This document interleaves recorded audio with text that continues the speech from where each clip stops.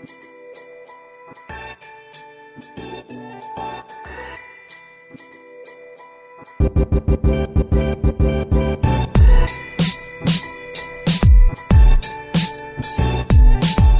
right, guys, it is a couple of days until Halloween. We thought this would be a really fun episode to release. We have a really awesome guest on this episode. We're going to get into that here in just a minute. But of course, we want to welcome everybody out today to episode 353 of I Am Salt Lake podcast. My name is Chris. And my name's Christina. Let's talk about this, though, Christina. Okay. You actually are going through this identity crisis right now. Am I always not going through? It's true, though. But okay, so bear with me and just try to deal with me for a little bit here. I have decided that I want to attempt to go by my full name, Christina. I've gone by Chrissy my whole life. It's my childhood nickname. And I feel like I've been putting myself kind of in a box of forcing myself to act the way I think people have treated me my whole life. So I want to blossom a little bit. And I feel like this is something to help me get out of my box. And it's been interesting because you changed it on Facebook. And to me, I don't see a whole lot of difference between Chrissy and Christina, but yeah. You would have thought you changed your name to like George or Frank or something like that. People are so confused. There's been a lot of backlash both online and in my personal life from friends and stuff. Well, people don't like it. And maybe we'll have to share that on future episodes. Yeah. Today we're proudly recording out of Mountain West Hard Cider Facilities here in Salt Lake City. These guys have been amazing and they've been letting us use their conference room to record some of these podcast interviews. So stop on by and grab some hard ciders on your way home from work. Their address is 425 North, 400 West in Salt Lake City, just north of the Gateway. Hey guys, if this is your first time listening, you're like, what is this podcast about? What is a podcast even about?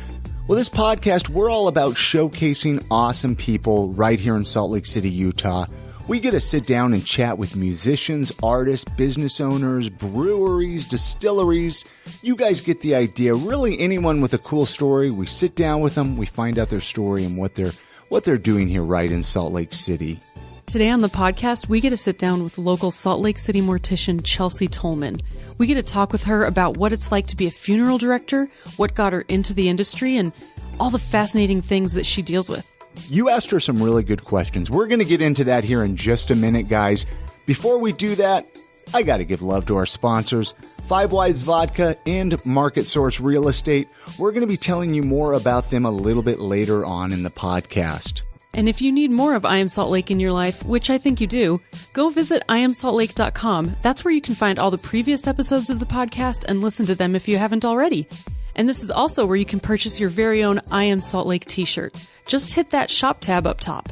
All right, guys, here's that conversation with Chelsea Tolman when she came and sat down with us, shared her story. Thank you so much for listening. Enjoy. Since you listened to the podcast, You've heard me ask this question. What did your childhood smell like?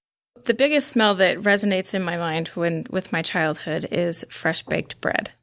Ooh, that's a good smell. My mother made the best fresh baked bread. And it wasn't just making the bread, but she ground the wheat and everything, like totally from scratch. And it was soft and gooey and warm, and you just put butter on it, and it was just delicious. That sounds like my mom. Yeah, that does sound like your mom. My mom did the exact same thing, had the wheat grinder. Yes, yeah. Did you grow up here in Utah? In Sandy. Yeah. Utah. Yeah, Sandy. So did you ever move away? I did, yeah. I moved to Las Vegas when I was 14.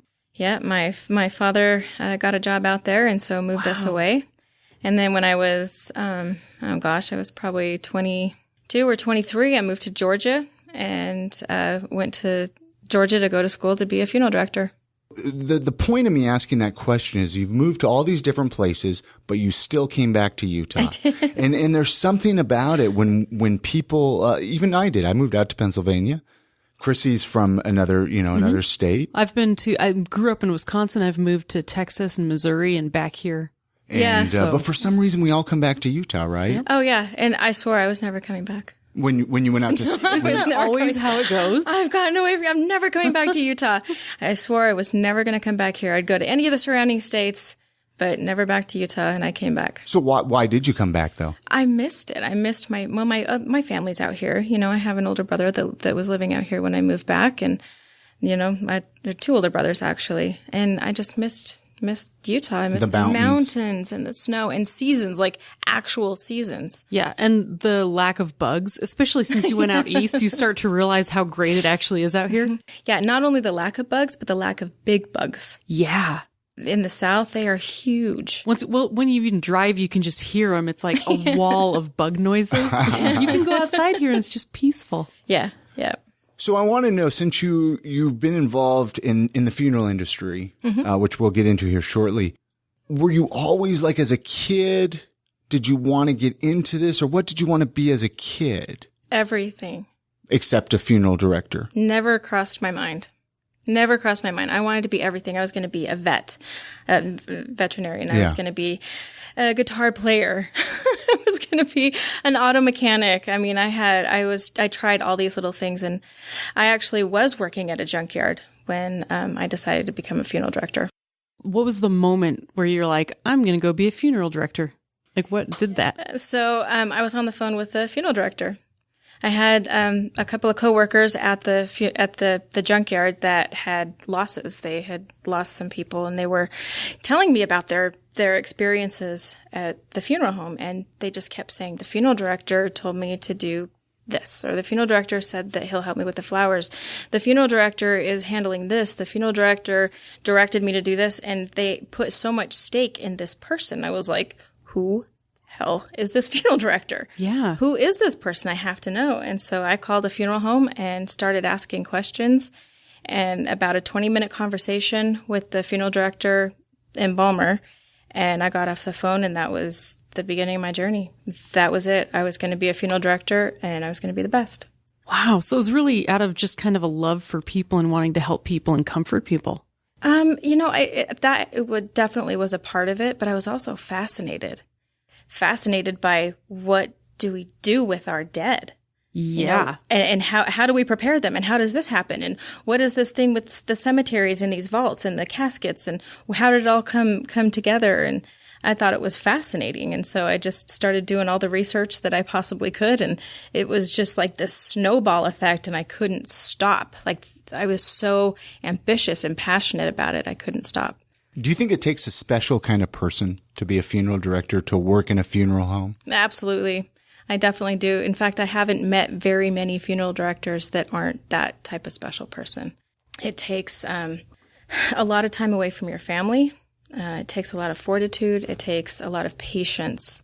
It takes a lot of guts, and you have to be comfortable with being around dead bodies and even the gross parts about it, because somebody's been in an accident, or, somebody's been autopsied. All of those things are very real, and they come to us and we see them and we deal with them. Has there ever been a time where you're just too freaked out? I mean, where someone's come in so, this may be rude, but like so misshapen, or that you're just like, I can't do this.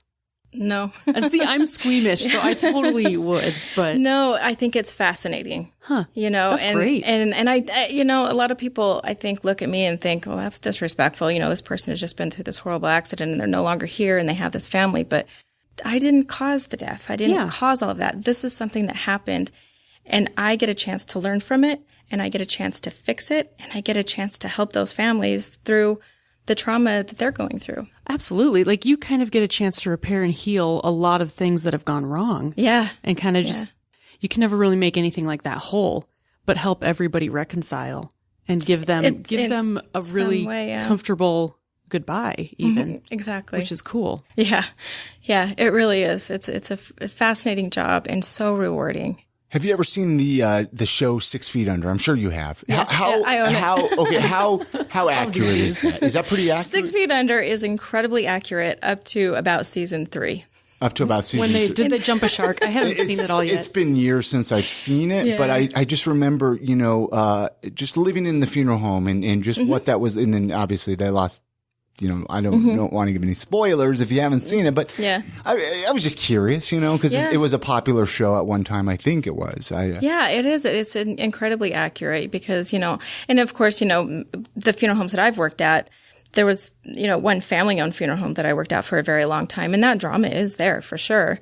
But in the other funeral homes, we're not all family and related and don't have the same type of drama.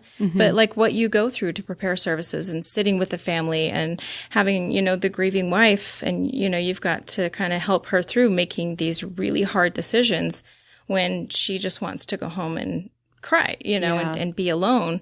And yeah, that's very accurate. You really probably end up being a therapist. Yeah, half the time. Yeah, I think it's more like a comfortist. Oh, I like that. Yeah, that makes sense. Yeah. We're not trained in therapy or anything like that. We took the classes, but we're not trained in that. So to say that we're therapists is a little out there. But yeah, we definitely bring comfort. And when you're sitting with a room full of people that are all in different stages of grief, and you have to wrangle them all and get them to decide and move forward and figure out what you're going to do with their loved one and how the service is going to go. It can be a challenge. So talk about schooling. So obviously you mentioned you went out to Georgia for school. Yeah, I went to Georgia, Gupton Jones College of Mortuary Science. Okay, so there's a specific, this isn't something you go to like Salt Lake Community or the University of Utah. You can now. You can? Yeah, Slick has a program for mortuary science now.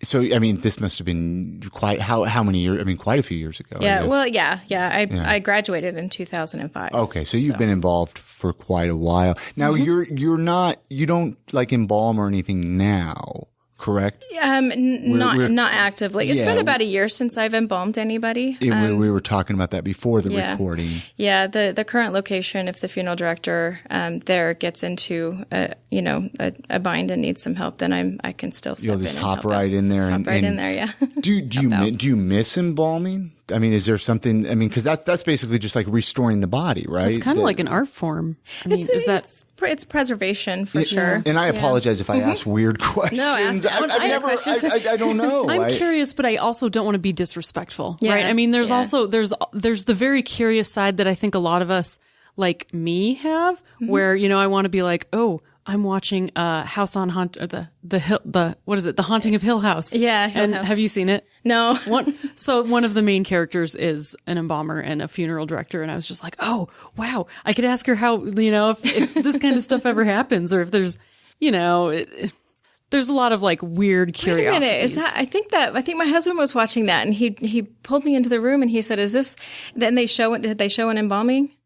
They did. There was. What one was that? I did see one recently where there was an embalming. It's a show on Netflix. It's a show on Netflix. Yeah.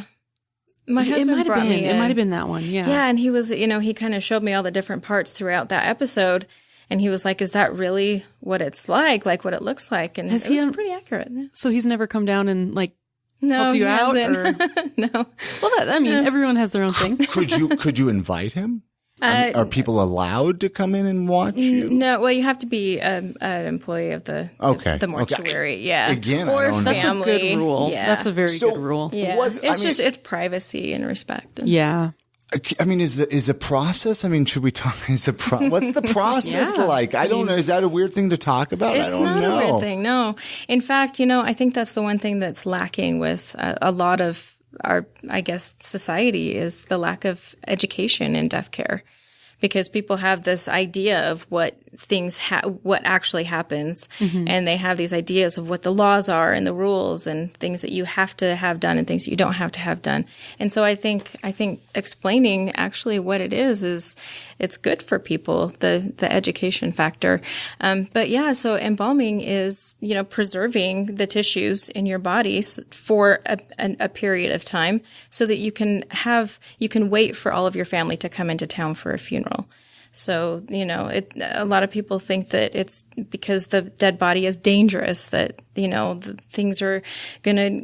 bugs are going to get you and the decomposition process is going to hurt you. And, obviously if you have some contagious disease, that's true, but just your average dead body is not dangerous. This is just to preserve the body until the time of burial. And in this day and age, especially here in Utah, people wait a long time for a funeral. They'll wait a week, sometimes 2 weeks. And that's a long time. So that's not typical to wait a week or 2 weeks? Well, when I was in North Carolina and Georgia, it would be a 2 to 3 day process. Mm-hmm. So, but from the time of death to the time of burial. Why is it longer in Utah? Just because they have bigger families and they're a big thing is people want to wait till Saturday. So it depends on when the death occurs. Yeah, everybody wants to have their services on Saturday so that everybody can attend. Yeah. And then if you have people from out of town, you want to give them a chance to, make arrangements to get here and let their jobs know, that they're going to be gone for a couple of days. Really interesting. I just talked to a gentleman at the National Funeral Directors Association convention that was just this last weekend, and he was from Hawaii, and they said that it's like a minimum of 3 weeks there before they have a funeral. Before they really like their whole process. They have like this whole cultural process that they go through, and it takes weeks. So what do you do different to preserve a body for, like, even here in Utah? Like you were saying in Georgia, it's a couple of days. Here in Utah, it could be a week. Mm-hmm. Do you have to do something different to the process? The process is exactly the same. The differences that I have noticed is in North Carolina and Georgia, we don't use as strong of a chemical, and so the tissue is a little more pliable. They don't have to be preserved for as long. But here in Utah, it's not only standard, but it's expected by a lot of families that the body is well preserved. And so the tissues are a little bit tougher. And is there anything different between like how it's more humid and lower altitude out there versus, the higher, drier atmosphere here that makes a difference in preserving? It doesn't. Oh, no, okay. That's interesting. It's a really good question. One thing that the altitude and stuff that can affect a body is if you're going from state to state, or if if the body's being transported in an airplane, so they're going up into the altitude. That can the pressure changes and everything. Mm-hmm. What do you do? Like cremation. Mm-hmm. What are your thoughts on cremate? I mean, do you cremate at your funeral home? Okay, yeah. So I didn't know if they did that at the funeral home as well. Mm-hmm. Yeah, because I know some people prefer that, right? They just get people do. Cremated. And what are your? I mean, is there a big difference, or I mean, I guess it's absolute preference. Yeah, I guess obviously at the end of the day, if you get cremated, you're not going to have an open casket. I mean, it's. Well, it would definitely be a different type of open casket. Yeah, and I mean, I guess it also depends. But you can still have an open casket. You still have the option of having like a picture maybe. Or? Well, no, you can still have your loved one embalmed and have a full traditional funeral service and then cremate afterwards. You don't. You don't have to bury them in a plot because it can get expensive, right? For what's the average cost of a funeral these days? The average is $6,000 to $8,000. Oh, that's not that bad, I guess. Yeah. For some reason, I was thinking like $20,000 to $40,000 even. Can be. Well, it depends on how fancy of a casket you want. Well, listen, I want a fancy casket, Chrissy. No, actually, I think I just want to be cremated. I think so. That my dad was. Really? He was, yeah. Huh. And then they sprinkled him out over the ocean. I like that. I think they did. I want to be cremated and turned into a diamond, and then given to expensive. My daughter. Yeah. That's really expensive. Super expensive. But what if Lucy could wear me on her neck you can, forever? Like a diamond? People can be made into a diamond? Because it's carbon. Mm-hmm. You burn them into carbon, and then they just crush the carbon and compress it until it turns into a man-made diamond. Yeah. I don't want to put people like you out of business. No, I just think it would be really cool. But it doesn't put us out of business at all. I mean, people, whoever's going to be cremated, we're still doing the cremation. Oh, that's cool. And then you just kind of send the ashes away. That's what I want. Yeah, and it's really interesting because you can choose the size of diamond you want. You can choose like the color. It's really interesting process. You can also be cremated and planted into a tree, right? Like planted. There's a whole bunch of, and I kind of like those alternatives. I don't know why I'm going off on this tangent, as opposed to being buried in a casket and just taking up all the land space and not really contributing. Or I like the idea of kind of putting yourself back out there in a new form, Yeah. I think that's actually a really big movement right now across the country is the natural burial, trying to preserve our land and things like that. And so I think the cremation was the first step into that. And now we're doing home funerals where the body's not preserved at all. The body stays at home until the funeral or the burial or the service. Oh, wow. And then the natural burial where, Doesn't that get kind of stinky though? Not necessarily. I guess it depends on how long The body's wrong. Well, it depends on how long they were sick. It depends on the environmental conditions, of course. And then they have cooling mats that they can bring to your home, or ice packs that they can place around the body, and usually just fine. Do you ever do that? Do you ever have a situation where you go and you help prepare a home funeral? I haven't, but I want to. Yeah. Yeah. That seems like that would be a really... I guess people would hire you for that. Yeah, they can hire us for that. There's also what people call a death doula. And a death doula is actually trained to do that. So they will sit with the family. And it's, a little bit different than a hospice worker, because hospice workers, they have lots of different families that they're dealing with at the same time. And they bring comfort, and they help the person be comfortable as they're dying. But a death doula will talk with the family and let them know what to expect, and teach them how to wash the body after they've passed away, where to go for the natural burial, all of those types of things. And it's not really that big here in Utah yet, but I would like it to be. Wow. Yeah, I've started aligning our funeral home with a death doula training company, trying to do that. And we're also trying to open up a natural cemetery right up in our space. We need to actually take a quick break here to play a message here from our sponsors. But then when we come back, obviously, we've got more questions for you, Chelsea, so don't go too far. We'll be right back. All right. This episode of the podcast is sponsored by the very local, the very delicious, the very awesome Five Wives Vodka. When you head down to your local bar, ask for Five Wives Vodka. When you hit up the state liquor store, if you can't find it, ask for Five Wives Vodka. They actually have 3 different flavors. A lot of people know about the original, but they don't know about these 2 other flavors Chrissy and I are going to tell you about. We'd also love to find out what you're doing with your Five Wives, how you're mixing it, all that beautiful stuff. But we're going to tell you about these 3 different flavors. They have the original. This is made from the Utah mountain spring water. It's 100% distilled corn spirit, and it's gluten-free. Spring's hidden up in beautiful Ogden Canyon. It's inaccessible by vehicle, so they're actually hiking this water out 5 gallons at a time. And Five Wives Sinful is a flavored vodka with a delicious cinnamon taste. It's not like other cinnamon products that leave a cinnamon candy taste in your mouth.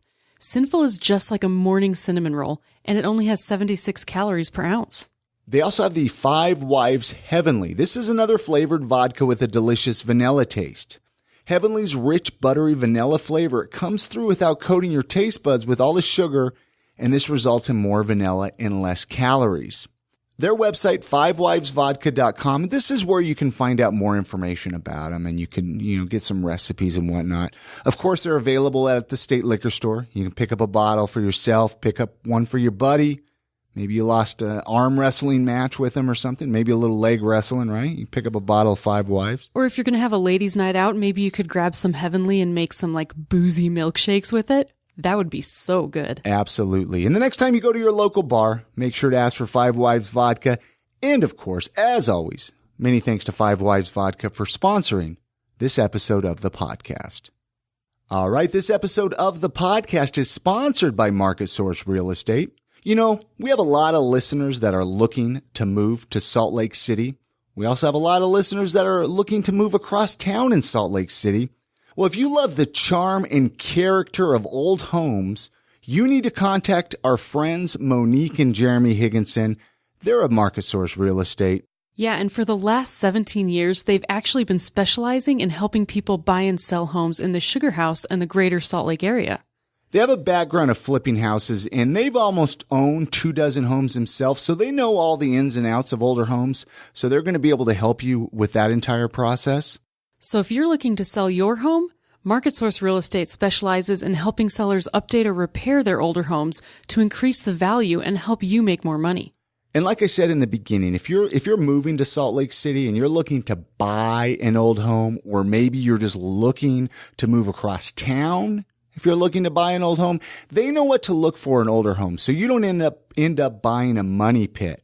You can head on over to their website. It's just thinksaltlakecity.com. Really easy to remember, thinksaltlakecity.com, or give them a call at 801-810-6773. And many, many thanks to Market Source Real Estate for sponsoring this episode of the podcast.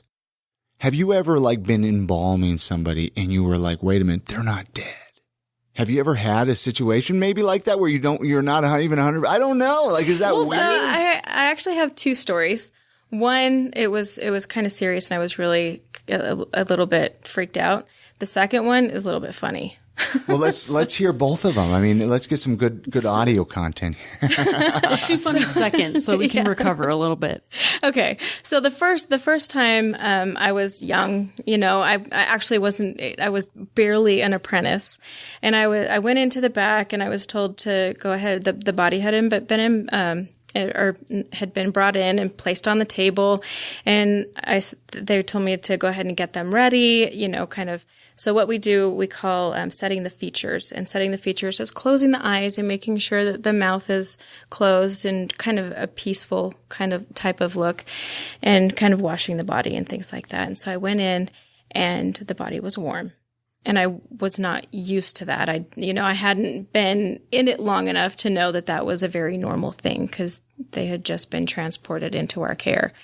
And so I kind of freaked out a little bit and I ran to my manager and I said, I don't think they're dead. I think they're still alive. She's still really warm, and of course, he's chuckling as we're walking down the hall, but, he's placating me a little bit. So we walked down the hall and he was like, yeah, well, she is just very recently dead and that's okay. Wow. But I was really afraid. I was like, I'm going to save this person. This person is not going to die on me, but she was definitely dead.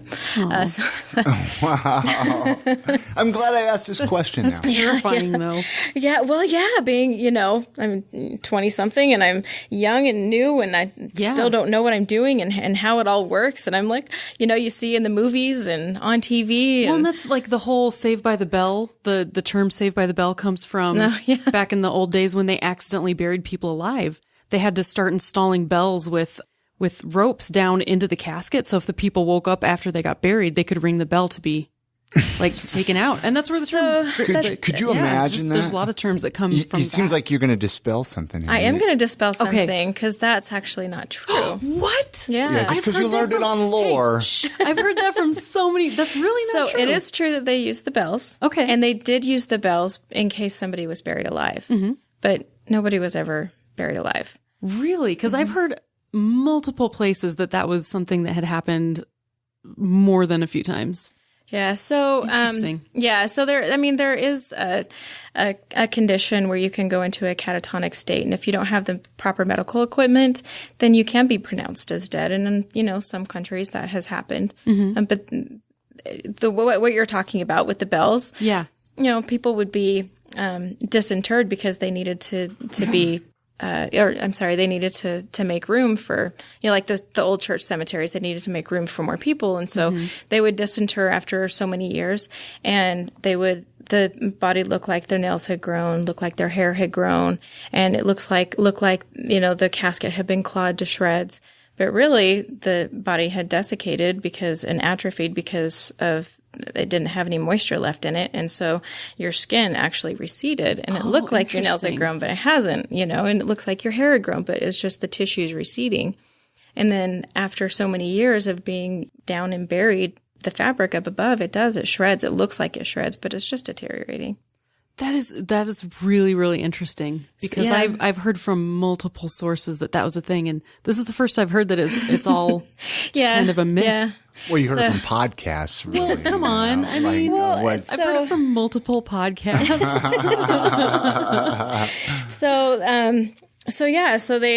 That's where that came from. That is interesting. The people, so they thought, oh my gosh, they were buried alive and they tried to get out and they couldn't get out. So they installed the bells and people would pay a lot of money to install these bells to make sure that their loved one didn't die. And then they had a keeper that would sit on the property and listen for the bells, but the wind blew it or something like that. And they'd go and they'd try to uncover somebody and they were really dead. Can people still get bells? It can be arranged, of course. I want a bell. It can be arranged, of course. Whatever you want. Whatever you want, yeah. Okay, sorry, and I went way off of the rails. No, that's and the average cost of a funeral just went up by. So what do people say? Most people say when they meet you for the first time, say you're at a party and they find out what you do. Oh, you're a mortician. Like what's the natural response? Or is there anything? That's it right there. Oh, you're a mortician. Oh, you're a funeral director. It's kind of like the raised eyebrows. And I mean, I just get full attention and lots of questions. Oh, yeah. Because you don't run into them a whole lot, right? I mean, there's probably not I've never met a lot of them here in my Salt everyday Lake. goings-onings. But, if I went to a lot of funeral homes, I'd probably meet some. It would seem like it's good job security, right? I mean, you're going to stay busy. People are dying all the time. I mean, it's... That's true. I don't know. Never stop dying. You must stay pretty busy, no? The death industry is always going to be around, Sure. and we're always going to have, people that we need to take care of. For Circle sure. of life. Okay, you had another story, and I totally derailed the conversation. So what was the funny story? Oh, yeah. We didn't hear the funny story. Yeah. All right, so I was fully licensed funeral director, had been embalming on my own for a while, and the family funeral home that I worked for, if there was a hospital call or a call at a facility, and that a call means that somebody passed away and we need to go retrieve them and bring them back to the funeral home, well, we would just send one person, and that person was typically me. So I would go out and on my own and retrieve the person and then bring them back to the funeral home and embalm them whatever time of night. This was in the middle of the night. It's really dark. And I was in the embalming room by myself, and I had placed the body on the table, and I was setting the features. Like I explained earlier, I was setting the features and getting ready. And I saw like a little bit of movement out of the side of my eye. And the next thing I knew, the man's arm was on my leg. Like, right on my leg. Oh, my. It was scary, because obviously. And you were by yourself in the room. By myself. And you're like, dark outside. Man. Fluorescent lights blaring down on me. This guy that I'm working on, and he's grabbing my leg. It scared the heck out of me. It was So why did it do that? Well, because he was not embalmed yet, so he wasn't in a fixed position. And as I was jiggling the table and things like that, his arm just happened to, fall. Just a little bit of that. Just a little bit of the jiggling. And Did you just have to leave the room for a minute and just kind of... I just froze. Oh, man. Kind of looked around. Okay, everything's okay. And his poor leg is just... His poor hand is just stuck in my leg. It was awful. You made... I'm going to tell all my stories. You made me think of a story. So when my grandma recently passed away a couple of months ago, and the people from the funeral home came to get her, and, they were being very respectful, and they put her in the bag, and they had this beautiful, I don't know, like tapestry they put on her, and they were wheeling her out. Yeah. And my family, the way we deal with things is with humor. And I felt very bad because someone said my grandma would always say, "Schlafen Sie gut in your Schlafsack," like to us as we went to bed, like sleep good in your sleeping bag. Mm-hmm. And so when she was being wheeled out, one of my siblings went, "Schlaft gut." And then another sibling yelled, "In your Schlafsack." Oh, that's and awesome. The whole family started laughing though. Like everybody was hysterical. Mm-hmm. And I think the two people taking her out were absolutely mortified. They were just like, did you guys really just, what? I mean, have you ever had really uncomfortable situations like that too? Well, I don't. People deal with grief in unique ways. Yeah, people grieve in different ways. Yeah. And that's perfect. That was a perfect send off for your grandmother. It was for us because she would have laughed. Yeah, so. Exactly. But other people. Yeah, we get. Yeah, lots of families are like that, and you bring that human element into it. You should. That's who the person was. Yeah, and that's how they should be memorialized and remembered and honored. So I'm glad you did that. Let's talk about the book, your book, before we forget. Yes. I wasn't even aware of this book you're writing. Mm-hmm. Let's talk about it. What is it about? What's the name? So I've been writing a book. Pretty much just exactly a year it's taken me to finish it. I've got it completely written. I've got a couple little details that I'm putting together right now, but it should be available very shortly. You can go to my website, chelseatolman.com, sign up as a follower, and you'll get an email when it's ready. Or you can just keep checking my website, and there will be a tab on there where you can purchase it, and it'll be available on Kindle. Very cool. And so what was, did you say the name? What was the name? After the Bodies Go Silent. And what's the book about? What? So it's about my 15 years of being a funeral director. Wow. My experiences, the story that I just told about the gentleman who grabbed me. Ooh, that's still, I don't think I'd ever go back in. Yeah, but it's every experience that I've had. Well, not every experience, but it's all the experiences that I've had and how it made me feel and how I went through the process and what it did for me, and how I handled these situations that we do handle. And some of them are, really sad, and some of them are touching, and, some of them are gross, and some of them are funny. So what was the hardest part about writing the book for you? It was actually my actual personal deaths that I've experienced. I've had 2 best friends that passed away, and writing those stories was really, really hard. There are a couple of stories in there of where I failed. I didn't do a good job for the family. I feel like I failed the family, and those were hard to write. But they're real. They're human. That's what happened. And it's all self-published. All The self-published. book. Do you think you're going to get it in any of the stores in Salt Lake? Are you going to try to get it? I'm going to try to. Yeah. Obviously, we don't know until it's out there. Yeah. But obviously, from the website, maybe some big publisher will pick me up. Well, we have Wink, wink. we have Penguin a few House. listeners, right? We have the CEO of Penguin House. Oh, right? absolutely. He's a big time listener. I'm going to. Right. What would you tell somebody who wants to write a book? Do you have any pieces of advice for them? Do it. Yeah. Just do it. Don't wait. I actually dreamed about writing this book for 5 years before I actually put it into action. And it was my husband who pushed me to do it. Said, you need to do this. Your stories are great. You're a great writer, and you have a great way of telling these things. And I think it's important for people to see the funeral director side of death. Oh, absolutely. What we go through and how we handle things and what it's like in the back rooms, when we're standing over your loved one and taking care of them, what goes through our minds.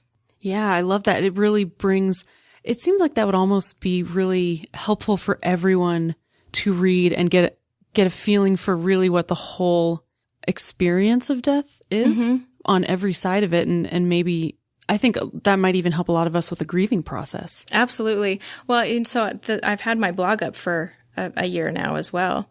And I put my stories up on there, and I've had a lot of people say, well, oh my gosh, I didn't realize I am normal. This story just made me feel like what I was going through was normal, and that it's okay. It's okay to be angry. It's okay to be sad. It's okay to laugh and make jokes. All of it is okay. So that's cool. You mentioned the blog, and that's at the chelseatolman.com as well, right? And I'll put that at iamsaltlake.com with this episode show notes. But are there very many female funeral directors? Did we talk about this yet? We didn't. I don't think we brought this up yet. Is there very many, or is it pretty equal? We're gaining ground. Yeah, for sure.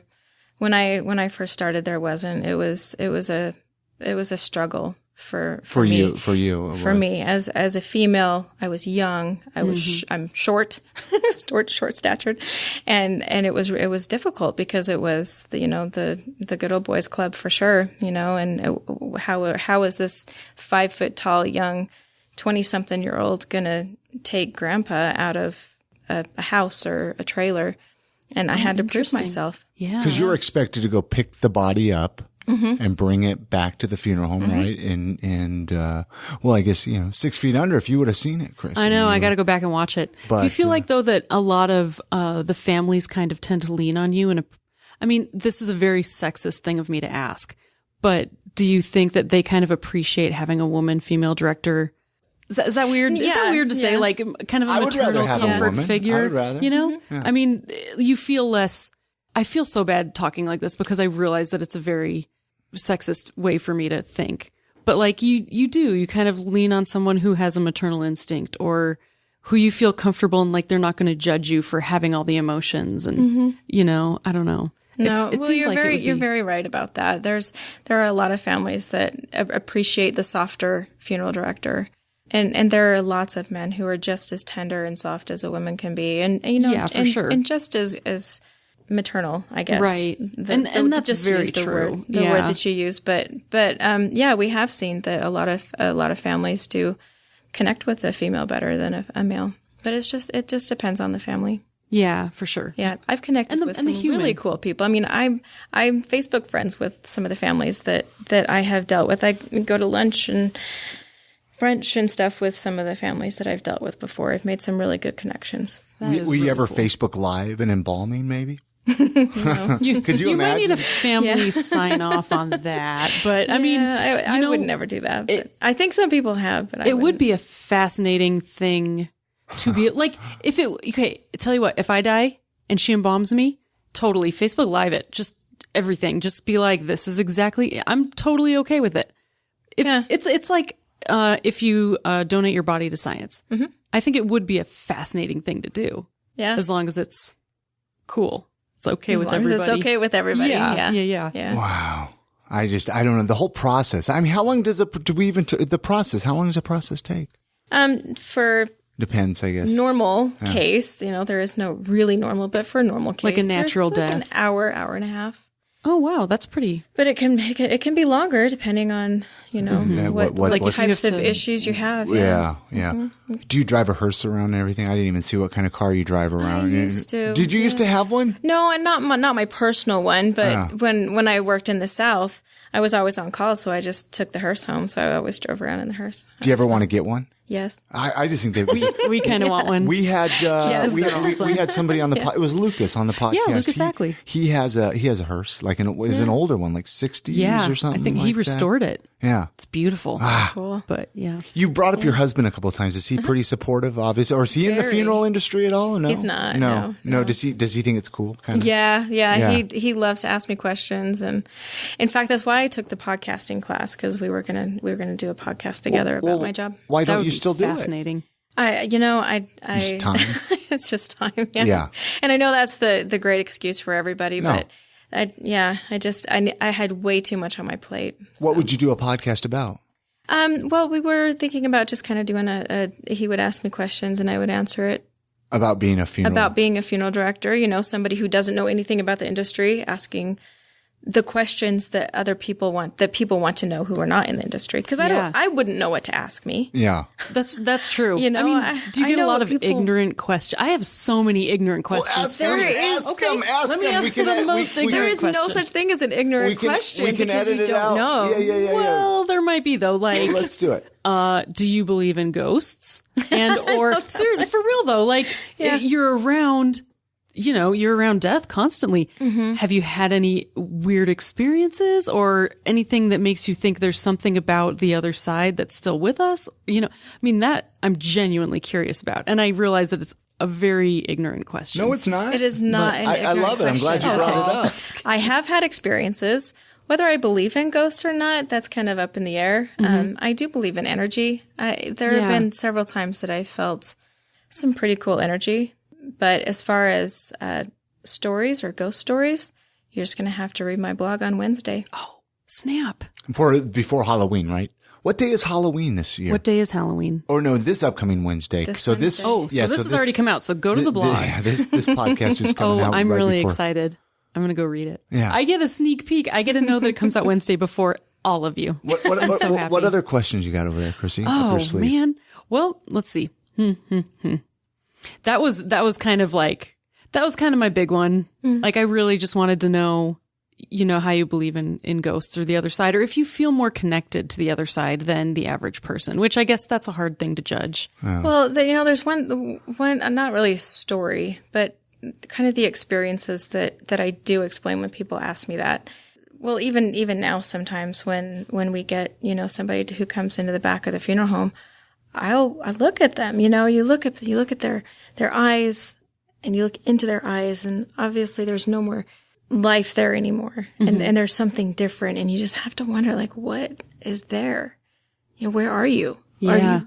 Are you watching me? Are you at your family's house? Are you visiting friends? Or are you just gone? I have no idea. But sometimes you do feel an energy in the room, when I'm with somebody but especially after I've talked to the family and you kind of get to know them a little bit. I have this habit of talking to the deceased, and I'll call them by name and say, oh, your wife just told me that she missed you but everything's going to be okay. Or, oh, your son just told me the story about you. You're funny, and kind of, I just think they deserve that type of respect because they were somebody's loved one. And so I appreciate having that one-sided conversation with them. That is really cool. What's the schooling? I know we talked about schooling earlier, but how long is schooling? Is it a couple years? It's a 2-year degree. 2-year degree. If somebody wanted to become one, Yeah, and then there's, depending on the state that you're in, there's usually an apprenticeship. Okay. What, besides working with dead bodies and in a funeral home, what are some of your other hobbies and interests? What else do you like to do? I love to read. Yeah. I'm a runner. I'm not an avid runner. I go in spurts, but I absolutely love to run. Yeah. I love to like out in the wild or inside or yeah. like outside. Yeah. Outside. Yeah. Everybody's different. Some people, they like to run at the gym or. Yeah. I'm not so much for the gym. But yeah, I like to, I love running around the streets and up in, our beautiful canyons and.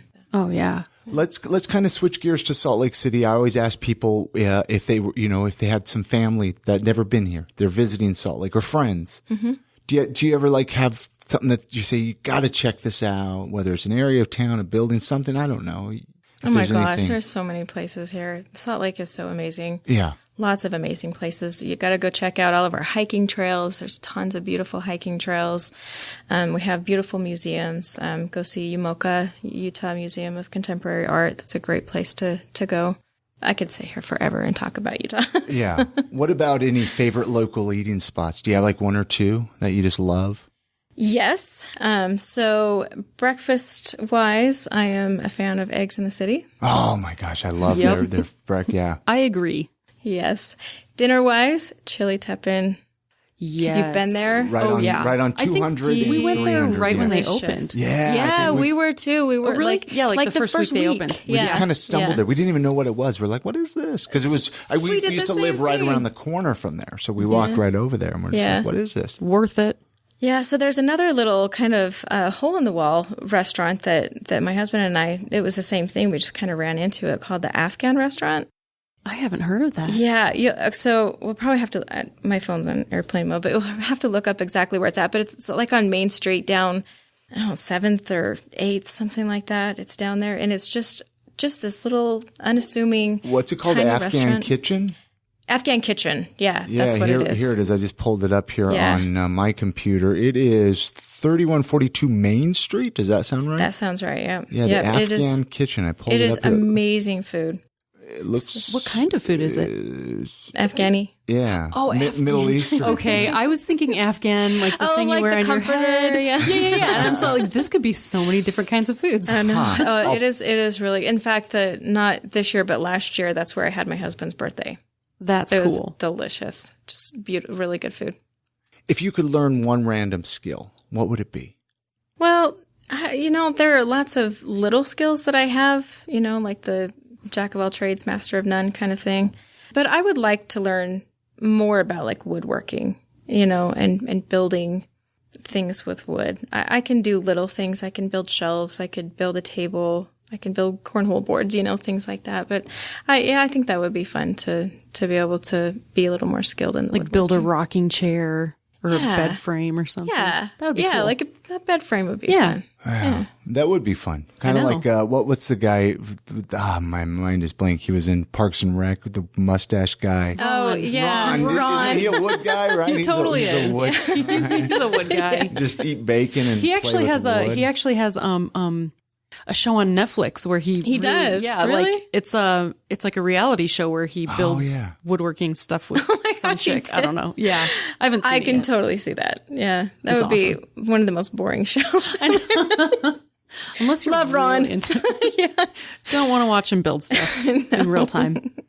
Do you have any, before we completely wrap, I mean, I've had a great time sitting here and chatting. I don't know. I mean, if there was more funeral, mortician type questions you wanted to ask her, Chrissy. I mean, I'm sure there's a million of them. I'm sure there are a million, but like, do you ever enjoy watching like movies or TV shows that kind of have a premise of death, or is that like work for you? It's not work. Sometimes it's entertaining. Yeah. I mean, I guess like 6 Feet Under. That's kind of a stupid question of me because you already said that you own it. Or I mean, does it ever make you just go, okay, I have had enough of that in my life. I want to escape to somewhere else. Or is it just kind of? No, not really. I mean, I still like to watch stuff. I'm probably critical You know, Yeah. my husband would be like, "Oh, this is not your job. This is a movie." Yeah, you like know? you're tearing apart how it's not actually Exactly. accurate. Like, that's not how they fair. do it. That's not right. That's totally fair. Yeah. But no, I can't say that I shy away from movies or shows just because of the content. Oh, okay. That's good to know. And I also want to... What were you, I was going to see if she had any more questions before. Were you going to ask your final question? I was going to ask my final question. Was there anything else that we didn't talk about, Chelsea, before we completely wrap this episode up? Was there anything that you were just like dying? Because I know we talked about your book, which people go to your website, check it out. I'll also post it through our social medias once the book is released to check it out. You know, follow my blog. I've got great stories. You'll be entertained. Leave messages. I love to get questions. I love to hear your side of what you just read, because these are my experiences, and I think it's fascinating to see how what other people are getting out of it. I'm also on Instagram and Facebook. How can people find you on Instagram? What's the name? The Embalmer Girl. The Embalmer. Just how do you spell that? So it's TheMbalmerGirl. Okay. The Embalmer Girl. Very cool. And then Awesome. Facebook is Embalmer Girl, just Embalmer Girl. So MBALMERGIRL. Very cool. And we'll put all those links at IamSaltLake.com with this episode as well. I mean, it's an honor to bring you on the podcast. It's been an honor to be here. I really appreciate you having me here. I love that you're opening up so much to people and being able to share your experience with those of us who don't. I mean, this is a very rare thing for the majority of people to understand. So Exactly. It's cool. Yeah. Yeah. Thank you. Thank you very much. Yeah. This has been a lot of fun. And I want to ask my final question. I feel like I'm on a game show. No, yeah. If you could leave our listeners with one piece of life advice, what would you say? Enjoy it. All of it. Don't shy away. Don't wait. Don't procrastinate, because you don't know what tomorrow brings ever. Go with your gut. I think we can all take that one in. Oh, absolutely. Yeah. Well, thank you so much, Chelsea. Yes. for coming Thank and doing you for the having me. podcast. And Yeah, I I appreciate it. You're very welcome. I always tell people, let's catch up down the road, right? That's right. Many thanks again to Chelsea Tolman for joining us on this episode. I had so much fun talking to her. You can actually head on over to our website at IamSaltLake.com/353 for all the links mentioned on this episode and all the links to find her. Check out her book too. If it's hasn't been released yet, keep an eye on that. So when she releases it, you can pick up a copy. Maybe she'll sign it. I don't know. Maybe she'll do some book signings here in Salt Lake City. That would be so rad. All right, guys, we got a really awesome email in our inbox today. It was sent to hello@IamSaltLake.com. We love hearing from listeners. We love hearing from people that are enjoying the podcast. We got this email, and I am excited to share it with everybody because it's really cool, and it makes me like, hey, you know what, Chris? Doing this podcast is actually influential for some people. People are enjoying it. So here we go. I'm going to read it here real quick. It says, "Dear Christopher and Chrissy, hello, my name is Kirk Wallace. My wife and I currently live in San Antonio, Texas, and recently visited your beautiful state for 9 days. I wanted to reach out and say thanks for the wonderful podcast and info you provide each week. It definitely made our trip more fulfilling and enjoyable. We flew into Salt Lake on our way to Moab for a few days until we would return to the city, but before we could hit the road down, we had to stop at the Lucky 13 for some burgers. Wow, were they good. We even lucked out and arrived on a day when they were serving the mac and cheese burger. Yum. After lunch, we drove a few blocks to the state liquor store and picked up some Five Wives vodka. Your ad works because we are from Texas and we do drink Tito's, but while we were in Utah, we did manage to polish off 2 bottles of Five Wives. We made our way down to Moab for 4 nights, and I must recommend to your listeners, if they had not had the opportunity to visit Arches National Park in Moab, they may want to plan a trip sooner than later. According to our guide, in order to help lower congestion inside the park, there is talk the National Park Service may one day require reservations to enter the park. After 4 nights in Moab, we returned to Salt Lake and stayed downtown in an Airbnb for 5 nights at a spot just 2 blocks north of Pioneer Park and in an area walkable to most everything one could want to do while visiting. Once we unpacked at the Airbnb, we headed out on foot, and our first stop was Ruby Snaps for some of her delicious cookies.